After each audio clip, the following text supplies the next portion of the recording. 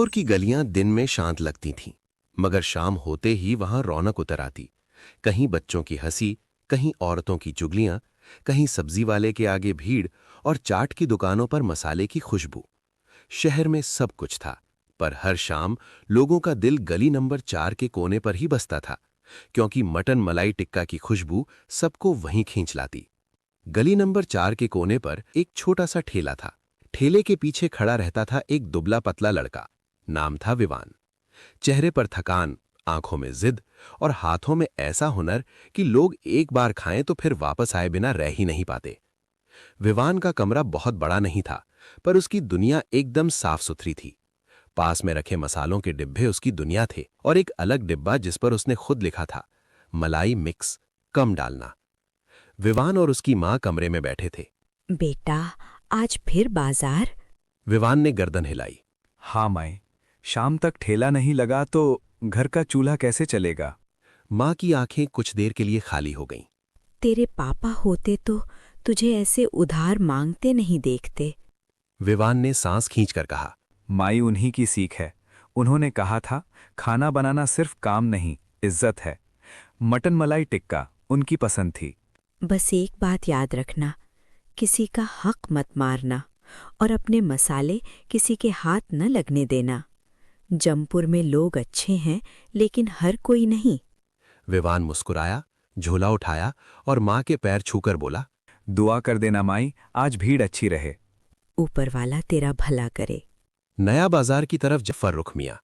फर्रुख मियां की दुकान नई थी, एकदम नई। बस कुछ ही दिन पहले उसने ये जगह ली थी। दुकान पर अभी भी तख्ती चमकती थी। फर्रुख मियां खुद भी नए नए से लगते, पर आंखों में हिसाब किताब की तेजी थी। विवान ने नमस्ते किया। फर्रुख मियां ने मुस्कुराकर जवाब दिया। आ गए विवान, आज कितना चाहिए? विवान थोड़ा झिझका। आज 2 किलो देसी मटन दे दीजिए, और हाँ, थोड़ा बढ़िया वाला टिक्का के लिए। फर्रुख मियां ने भौं उठाई। 2 किलो? रोज तो 1 किलो ले जाते थे। आज क्या शादी का ऑर्डर है? विवान ने हंसने की कोशिश की। नहीं मियाँ, बस लोग बढ़ गए हैं। कल रात आधी गली मेरी खुशबू सूंघती रही। फर्रुख मियां ने हंसकर कहा।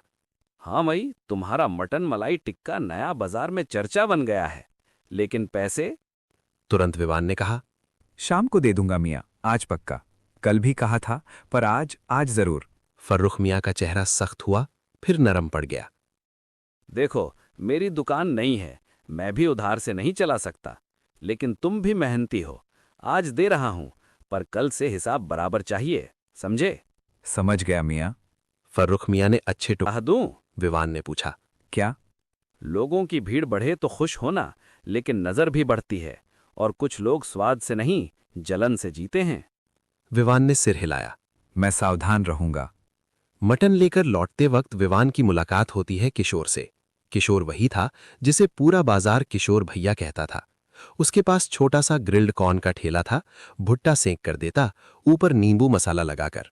किशोर ने पैकेट देखा तो बोला, ओहो, आज तो भारी माल है। विवान हंसा। आज 2 किलो है, लगता है भीड़ बढ़ेगी। किशोर ने हाथ में भुट्टा घुमाते हुए कहा। बढ़ेगी तो सही, लेकिन ध्यान रखना विवान, ये नया बाजार है, यहाँ तारीफ भी तेज होती है और काट भी। तू अपना ग्रिल कभी अकेला मत छोड़ना। विवान ने पूछा। किससे डरूं? मैं तो किसी से उलझता ही नहीं। किशोर ने एक तरफ इशारा किया। दूर चौराहे के पास एक और ठेला था। वहां लालित खड़ा था। लालित तंदूरी चिकन का बोर्ड लगाकर बेचता था, पर उसका स्वाद उतना जमता नहीं था। फिर भी उसकी दुकान पुरानी थी, पहचान थी।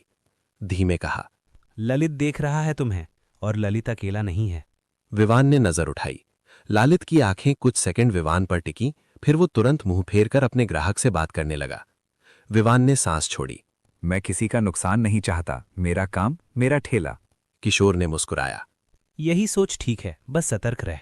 शाम होते ही गली नंबर 4 में रौनक बढ़ती गई। साड़ी की दुकान बंद होने लगी, लेकिन उसकी मालकिन और आसपास की महिलाएं वहीं खड़ी होकर बातें करने लगीं।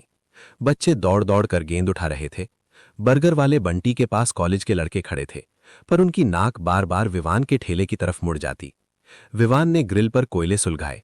एक बड़े बर्तन में मटन के टुकड़े, दूध, मलाई, दही, हल्की सी काली मिर्च और अपने खास मसाले में मैरिनेट थे। पहली ग्राहक आई शांति आंटी, गली की सबसे तेज खबर रखने वाली। विवान बेटा, आज तो खुशबू ने सीधे घर से पकड़कर खींच लिया। विवान हंसा। आंटी 2 मिनट रुक जाओ, अभी पहला बैच निकाला नहीं है। शांति आंटी ने आंखें सिकोड़कर कहा। हर बार यही बोलता है, लेकिन सच कहूं, मटन मलाई टिक्का का रस तो ऐसा बनाता है कि घर की दाल भी शर्माए। विवान ने प्लेट तैयार करते हुए कहा। आंटी आज थोड़ी चटनी ज्यादा डाल दूं? हाँ बेटा, और ऊपर से वो प्याज जो तू अलग से सेकता है। इतने में 2 छोटे बच्चे आ गए, गोलू और पिंकी। भैया एक छोटा सा टिक्का दे दो ना, बस चखने के लिए। विवान ने नकली गुस्सा दिखाया। फिर तुम लोग रोज चखते चखते मेरी दुकान चला दोगे। गोलू बोला।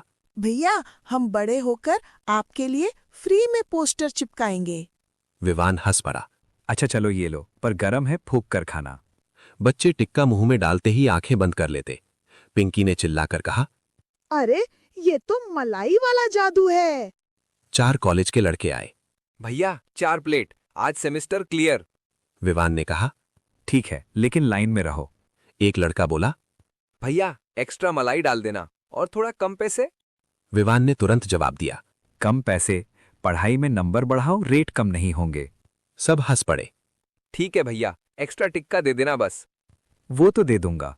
भीड़ के बीच एक आदमी आया, साधारण कपड़े लेकिन चाल में आत्मविश्वास। उसने लाइन में धक्का नहीं दिया, बस एक तरफ खड़ा होकर सब कुछ देखता रहा, जैसे गली नहीं कोई मंच हो और वो जज हो। जब भीड़ थोड़ी कम हुई, वो सामने आया और बोला। 1 प्लेट मटन मलाई टिक्का। विवान ने कहा। जी? आदमी ने आगे जोड़ दिया। लेकिन वो वाला जो तुम अपने लिए बनाते हो। विवान के हाथ रुक गए। आपको कैसे पता मैं अपने लिए अलग बनाता हूं? आदमी ने हल्की मुस्कान दी। जो सच में खाना बनाता है वो अपने लिए अलग बनाता है। उसमें हाथ कम, दिल ज्यादा चलता है। विवान कुछ नहीं बोला। उसने सीख पर चढ़ाया, ऊपर से हल्का सा मलाई ब्रश किया और धीमी आंच पर सेका। प्लेट रखकर बोला। लीजिए। आदमी ने पहला निवाला लिया। एक पल के लिए उसकी आंखें बंद हुईं। फिर उसने धीरे से कहा। ये सिर्फ टिक्का नहीं, ये जमपुर की शाम का सच है। विवान ने चौंक कर पूछा। आप कौन हैं? आदमी ने जवाब नहीं दिया, बस पैसे दिए और पैसे के साथ एक छोटी सी पुड़िया रख दी, कागज की, हल्की सी। आदमी ने कहा। जब लगे कि तुम थक गए हो तब खोलना। और वो चला गया। विवान ने पुड़िया अपने मसालों के डब्बे के पास